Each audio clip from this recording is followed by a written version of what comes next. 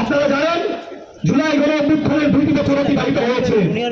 এখনো পর্যন্ত সেই খুনে হাসিনা বছরের বিচারের ব্যবস্থা শুরু করতে পারেনি সাবেক উপদেষ্টা পরিষদ এবং বর্তমান সরকার।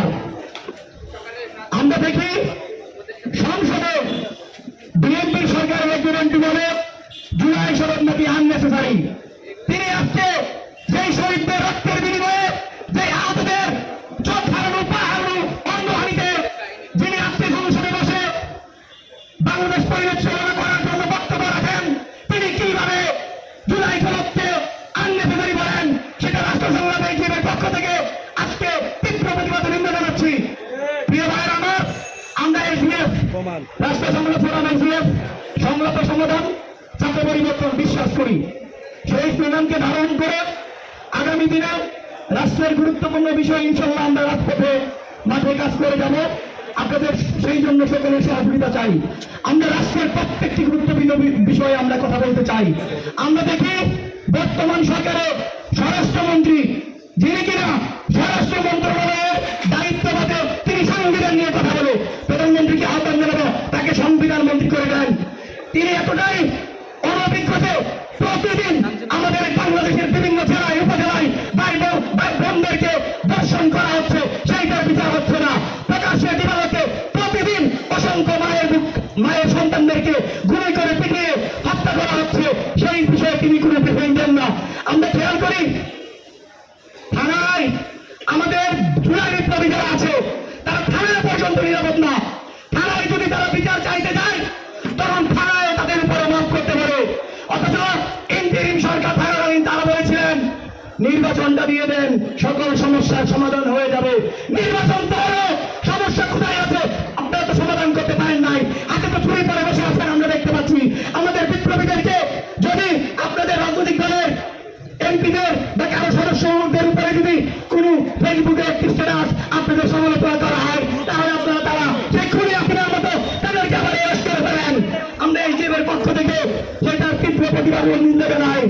প্রিয় ভাইরা, সারা বাংলাদেশে 1400-এর অধিক ভাই বোনেরা শহীদ হয়েছে, 30,000-এর অধিক ভাই বোনেরা আহত হয়েছে, তারা অঙ্গ হারিয়েছে। এই আপনাদের নৈশয় কথা বলার জন্য সংসদে নয়। আপনাদের প্রথম কাজ ছিল সংসদে যারা যে সকল শহীদ পরিবার আছে প্রত্যেকটা খুনি যারা বিদেশে আছে যারা বাংলাদেশে আছে সেই সকল খুনিদের বিচার করা।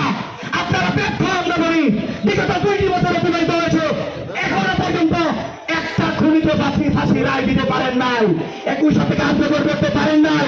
আমরা বলতে চাই আইনের সংস্কার প্রয়োজন, প্রত্যেকটা জায়গায় সংস্কার প্রয়োজন।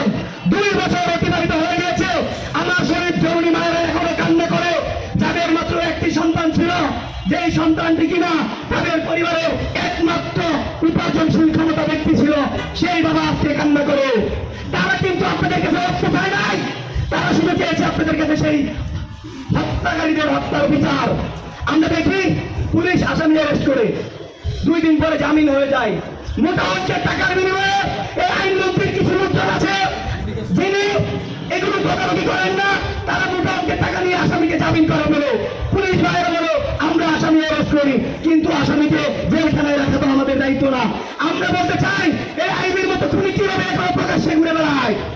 আমরা বলতে চাই যে সকল ভাইয়ের মা বোনদের সন্তানদেরকে হারিয়েছে তাদের খুনিরা এখনো পর্যন্ত সেই শহীদ পরিবারদেরকে হুমকি দেয়। সেই জন্য আমরা তীব্র প্রতিবাদ নিন্দা জানাই। প্রিয় ভাই আমার এই বক্তব্য দীর্ঘায়িত করবো না, শুধু একটা কথাই বলবো, জুলাই সনদ দিয়ে কোনো পাল্টি চলবে না। যদি জুলাই সনদ দিয়ে পাল্টি করেন এই বাংলাদেশের ছাত্র জনতা শহীদ পরিবার এবং জুলাই যোদ্ধা আবারও রাজপথে নেমে আসবে, সংসদের পাশে অবস্থান করবে, তবু জুলাই সনদ বাস্তবায়ন হইতে হবে। এমনিতে এই খুনি হাসিনার দোষরের গুন্ডাগুলো আমাদের জুলাই যোদ্ধাদের উপর বিভিন্ন রকম ট্যাগ দেয়।